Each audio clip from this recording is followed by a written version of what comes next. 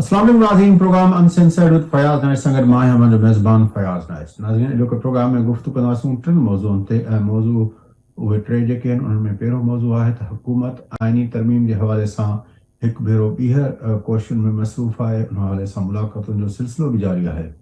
उहा आइनी तरमीम जी तयारियूं कहिड़े हवाले सां हलनि थियूं पियूं ऐं उनमें छा छा सरगर्मियूं कहिड़नि कहिड़नि पासनि खां हुकूमत तयारियूं पई करे ऐं मुमकिना तौर ते इहा आइनी तरमीम कॾहिं पेश थींदी, छाकाणि त जॾहिं गुज़िरियल भेरे आइनी तरमीम पास न थी सघी हुई बल्कि पेश बि न थी सघी हुई, तॾहिं इहो चयो वियो हो त 2 हफ़्तनि 10 ॾींहंनि में इहा वरी ईंदी ऐं चयो वियो त वज़ीर आज़म जे अमरीका जे दौरे खां पोइ वरी इन ते कोशिशूं वरितियूं वेंदियूं। उन्हनि जो जाइज़ो वठंदासीं त हुकूमत जूं उहे कोशिशूं जेके आहिनि उहे किथे पहुतियूं आहिनि। उन सां गॾोगॾु असां जे कल्ह ऐं टे ॾींहं वारे प्रोग्रामनि में डिस्कस कयोसीं IMF जे हवाले सां। IMF जेके शर्त रखिया आहिनि उनमें जेको हिकिड़ो शर्त इहो बि आहे त हुकूमत पंहिंजा नॉन डेवलपमेंटल एक्सपेंडिचर्स घटाए। उन हवाले सां वज़ारतुनि जे घटि करण जो सिलसिलो जारी आहे। वज़ीर ख़ज़ाना जेको आहे ऐलान कयो आहे त 6 वज़ारतूं वफ़ाक़ी हुकूमत जूं ख़तमु कयूं पियूं वञनि ऐं 1.5 लख जे क़रीब जेके आहिनि नौकरियूं जेके आहिनि उहे ख़तमु कयूं पियूं वञनि। उन जो बि जाइज़ो वठंदासीं। जॾहिं त कल्ह हिकु प्रोग्राम में तव्हांखे यादि आहे त अॻूणे वफ़ाक़ी सेक्रेटरी साईं फज़ला कुरैशी साहब जो चवणो हुयो त इहे जेके आहिनि पीनट्स आहिनि, इहे बुनियादी तरह ते जेका स्ट्रक्चर में घटिताई करणु घुरिजे उहो स्ट्रक्चर घटाइण लाइ हुकूमत तयारु न आहे, छाकाणि त सिविल ब्यूरोक्रेसी जी रेज़िस्टेंस आहे। उनजो जाइज़ो वठंदासीं। उन सां गॾोगॾु उमरकोट वाक़ियो जेको थियो, जेको अफ़सोसनाक वाक़ियो थियो, सिंध हुकूमत उन ते इंक्वायरी कमेटी ठाही। इंक्वायरी कमेटी जो फाइंडिंग्स मुताबिक़ उहो जाली पुलिस मुक़ाबिलो साबित थियो ऐं उनखां पोइ जेको आहे सोशल मीडिया ते हिकिड़ी हणा वठि लॻी पई आहे। उहा पंहिंजी जाइ ते, पर जमियत उलमा इस्लाम जे पारां जेको आहे उमरकोट में जलसे जो ऐलान कयो वियो आहे। उन जलसे सां जेको आहे हिकिड़ी तशवीश जी लहर उभरी आहे, छाकाणि त अॻे जेको हिकिड़ो ख़ौफ़ वारी फिज़ा हुई उमरकोट जे अंदरि इन क़तल खां पोइ। उन खां पोइ जेकॾहिं JUI उते वरी जलसो कंदी त उन सां उमरकोट जे अंदरि उहे माण्हू जेके आहिनि उनमें ख़ौफ़ फैलिजंदो, छाकाणि त उमरकोट पाकिस्तान जो सैयद सरदार अली शाह जेको तालीम वारो वज़ीर आहे उहो floor of the assembly Sindh assembly चई चुको आहे त पाकिस्तान जो वाहिद ज़िलो आहे जिते 54% जेके आहिनि उहे हिंदू रहनि था पिया। उन ज़िले में अॻे बि जेको आहे काफ़ी मामला थियनि था पिया, ख़ासि तरह जेको आहे जबरी तब्दीली जे हवाले सां उतां जूं ख़बरूं अचनि थियूं पियूं ऐं उनमें बि जेको आहे उमरकोट जा जेके सरहदी उन जा नाला वरिता वेंदा आहिनि। हिन वाक़े में जेको क़तल जो वाक़ियो थियो आहे डॉक्टर शाहनवाज़ जे क़तल जो पुलिस मुक़ाबले में, उनमें बि जेको आहे सरहदी पंहिंजो उमर सरहदी जो नालो आयो आहे। तंहिं करे जेकॾहिं उते JUI जलसो कंदी त उन हवाले सां हिकु दफ़ो ॿीहर जेको आहे उते ख़ौफ़ जी फिज़ा पैदा थींदी। इन क़िस्म जी तशवीश जो इज़हार कयो पियो वञे मुख़्तलिफ़ समाजी हलकनि पारां सोशल मीडिया ते। इहे टे मौज़ू गुफ़्तगू कंदासूं। असां सां असांजा ॿई पॉलिटिकल एनालिस्ट साईं सुहेल सांगी साहब ऐं जनाब एजाज़ अहमद साहब मौजूद आहिनि। अचो त गुफ़्तगू ते अॻिते वधायूं। एजाज़ अहमद साहब, क्या हालात हैं, क्या तैयारियां हैं आईनी तरमीम के हवाले से? देखिए, आईनी तरमीम के हवाले से जो सरगर्मियां जारी हैं उससे लगता है कि मामला अब आगे बढ़ रहे हैं। हुकूमत जो है वो पूरी तरह से पुरज़्म दिखाई देती है कि आईनी तरमीम करनी है। बिलावल भुट्टो जरदारी काफ़ी एक्टिव हैं इस हवाले से, और 2 रोज़ पहले मौलाना फजल रहमान के घर पीपल्स पार्टी का डेलीगेशन गया था। एक हाई पावर डेलीगेशन था। नैयर बुखारी, नवीर कबर, शहरी रहमान, नवीर कबर और शहरी रहमान को खास तौर पर आईनी तरमीम के हवाले से बातचीत का बड़ा माहिर समझा जाता है, क्योंकि ये आइन को समझते भी है। वैसे तो नैयर बुखारी भी वकील हैं, लेकिन जो मज़ाकरात कर रहे होते हैं पीपल्स पार्टी की जानिब से, उनमें ये 2 शख्सियात बड़ी अहम समझी जाती है। मुसव्वदे एक दूसरे के साथ उनके जो नकात हैं वो शेयर कर लिए गए हैं। लेकिन अभी मुझे ये नहीं लगता कि अगले चंद रोज तक इसमें कोई मजीद पेशरफ्त होगी। सिर्फ बातें होती रहेंगी, क्योंकि एक तो कल यानी पीर के रोज आपको पता है कि एक नई जो तब्दीली हुई है, नए ओहदेदार ने अपना चार्ज संभालना है। तो मौलाना फजल रहमान आपको पता है बड़े सियासी खिलाड़ी हैं, और वो इंतजार कर रहे होते हैं कि जब मौका मिले तो वो अपनी बात करें। तो जाहिर सी बात है जब नया खिलाड़ी आएगा, नया ओहदेदार आएगा तो मौलाना फजलुर रहमान उसके साथ भी कुछ सिलसिला जुर्मानी का आगाज करेंगे और फिर कुछ लो और कुछ दो की बुनियाद पर होना होता है। और वो लो और दो जो है वो सियासी कुव्वतों के दरमियान जहाँ होगा वहाँ साथ साथ एस्टेब्लिशमेंट के साथ भी तो मौलाना ने कुछ लो और कुछ दो करना। और एस्टेब्लिशमेंट का एक अहम कलीदी ओहदेदार जो है वो जब नया आएगा तो उसके साथ मौलाना मेरी नजर में कुछ शराइत रखेंगे मजीद और उसके बाद उन पर बात होगी। ताहम मुझे ये लगता है कि अक्टूबर का महीना जो है वो आईनी तरामीम के हवाले से गो के अहम है। गो के पीटीआई ने एक नई चाल भी चली है, 300 वकला का खत लिखवाया है जिसमें पीपल्स पार्टी के बड़े अहम नाम भी शामिल हैं। मिसाल के तौर पर आबिद साकी भट्टी पीपल्स पार्टी के पंजाब में बहुत अहम आदमी समझे जाते हैं, वकील हैं, लेकिन वो उनका नाम भी उसमें शामिल है। कुछ और वकला के नाम भी शामिल हैं।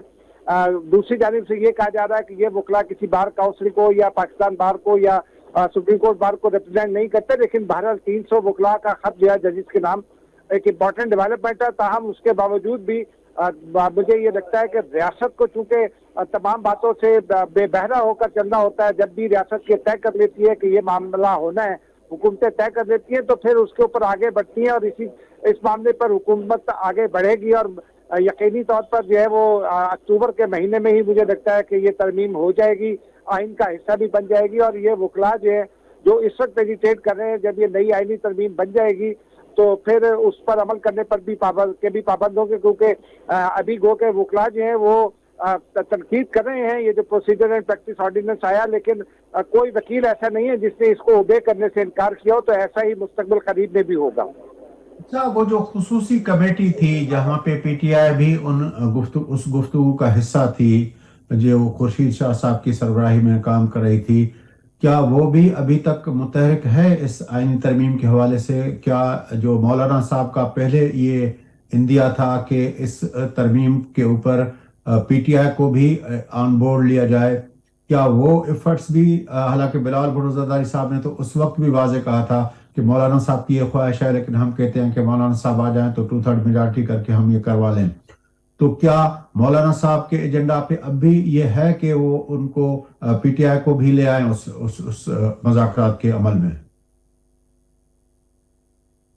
पीटीआई के अंदर इस वक्त बहुत बड़ी फड्डा है और इमरान खान खुश भी नहीं है पीटीआई की जो मौजूदा क़यादत है उससे। लेकिन पीटीआई मौजूद है और ये दो तरह से काम हो रहा है। एक तो मुसवदा वो है जो कामरान मुर्तजा की जिम्मेदारी लगाई है मौलाना फजलुर रहमान ने, वो पीटीआई के साथ मिलकर वो मुसवदा तैयार कर रहे हैं। दूसरा मुसवदा पीपल्स पार्टी का है जो मौलाना के साथ शेयर हुआ। तो इस तरह जो एक नया मुसवदा आएगा वो ये तीनों कुव्वतों का मुश्तरका मुसवदा मेरे ख्याल में समझा जाएगा। लेकिन वो जो खुर्शीद शाह कमेटी है जिसकी सरबराही खुर्शीद शाह कर रहे हैं, वो कमेटी जो है अपनी जगह काम कर रही है, क्योंकि हतमी मामला उसी कमेटी में तय होंगे। और पार्लियामानी प्रोसेस भी यही है कि कमेटी बनती है आईनी तरमीम के लिए जो उसको ड्राफ्ट को फाइनल शक्ल देती है और उसके बाद फिर उस ड्राफ्ट को ड्राफ्टमैन जो है वजारत कानून का वो नए सिरे से लिखता है और फिर आईनी तरमीम के ड्राफ्ट की सूरत में पेश होता है पार्लियामान में। तो वो कमेटी अपनी जगह कायम है, लेकिन उससे पहले के जो मुज़ाकरात की जरूरत है ताकि एक ब्रॉडर कंसेंसस हो जाए, तो वो ब्रॉडर कंसेंसस जो है वो इन तीन जमातों के दरमियान होगा। नून लीग साथ बैठी हुई बाहर बैठी हुई आराम से दही खा रही है, क्योंकि उसका मतबा नजर तो आईनी तरमीम है और आईनी तरमीम में नून लीग मुज़ाकरात की पोजीशन में इस वक्त दिखाई नहीं देती जिस तरह के ताल्लुकात है नून लीग और पीपल्स पार्टी के। तो ये तीन जमातें जो है मौलाना फजलुर रहमान एक जानिब पीपल्स पार्टी के साथ बातचीत कर रहे हैं, दूसरी जानिब पीटीआई के साथ। तो इसी तरह ये मुसवदा सामने आ सकता है। अच्छा सांगी साहब, तव्हां कीअं था ॾिसो जेका एजाज़ अहमद साहब ॿुधाई आहे, इहा त ॾाढी दिलचस्प ॻाल्हि आहे त हुकूमत जेका आहे यानी हुकूमत में शामिल समूरियूं पार्टियूं जंहिंमें पाकिस्तान मुस्लिम लीग नवाज़ शामिल आहे, जंहिंमें पंहिंजो MKM शामिल आहे या ॿियूं जेके जमातूं आहिनि, हुकूमत जेका आहे जेका काबीना आहे उन जी का बि पार्टी जेका आहे आईनी तरमीम में जे मज़ाकरात जो हिसो न आहे। पीपल्स पार्टी भली सदर ऐं पंहिंजो हुनजे हुजे पर वफ़ाक़ी हुकूमत जो हिसो न आहे, जमियत उलमा हिसो न आहे ऐं पीटीआई मतिलबु आहे जेका एजाज़ अहमद साहब जेका तस्वीर पेश कई आहे उनमें लॻे थो त आईनी तरमीम वारो मामिलो हुकूमत खां ॿाहिरि वेठल जेके धुरियूं आहिनि पार्लियामेंट जूं उहे पियो तय कनि। हा, इहो त वाकई जेको तासुर सॼो उभरियो हुयो उहो त इहो ई पियो उभरियो त बुनियादी तरह सां तरमीम जेका आहे सा ठही करे आई ऐं उहा जेका आहे सा कंहिं ॿिए हंधा खां आई। इहो त बिल्कुलु तासुर घुरियो आहे। बल्कि इहो मीडिया में जेका फॉर्मल मीडिया आहे उन ते बि अहिड़ियूं शयूं जेके अपीयर थियूं आहिनि। पर इन में जेको अञा ॿ टे शयूं ॾाढियूं अहम आहिनि त तरमीम जा कुझु जेके हिसा आहिनि जिन ते जेके बि तजिया निगारनि या मीडिया जा हल्का आहिनि उन में जिन ते ॻाल्हि अचे पई उहे ॾाढा अहम आहिनि।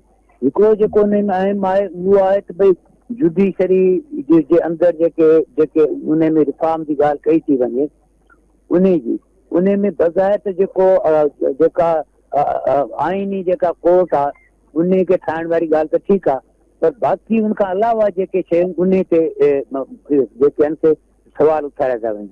साॻी तरह सां जेको ॿियूं कहिड़ियूं शयूं आहिनि जेके तव्हां नज़र में गुज़रियूं जिन ते सवाल उथारिया था वञनि? जेको उथारियो इन ते आहे त भई जेको इहो फौजी कोर्टनि में केस हलाइण वारो आहे त इहे जेके अहिड़े नमूने सां इलाही चारि पंज जेके बेसिक नुक़्ता आहिनि जिन ते कयो थो वञे। ऐं इन में अञा ॿी जेका इम्पोर्टेंट ॻाल्हि आहे उहा आहे त जन जेके मख़सूस सीटूं हुयूं उन ते जेको सुप्रीम कोर्ट जे ऐं इलेक्शन कमीशन जे विच में ऐं PTI वारनि जो इहो जेको हलियो पियो मामिलो उन छा तइ थियो, उन जा जेके मेंबर उहे कंहिंजा थींदा, उहे छा जेके TML आहिनि पीपुल्स पार्टी ऐं ॿियो जेके हिकु पार्टी आहे उन जा उहे थींदा या अदालत उन ॾींदी वापसि जेको आहे सो PTI या सुन्नी काउंसिल खे ॾींदी। त इहो त उहो जेको इलाही मैटर कंदो त उन्हनि जा जेके वोट आहिनि उहो इम्पोर्टेंट बनंदा ऐं उन जे बुनियाद ते मतिलबु त जेको मौलाना फज़लुर रहमान जो जेको वेटेज आहे उहो घटिबो या वधंदो जंहिं ते पाण अॻे बि ॻाल्हि कई थी पई।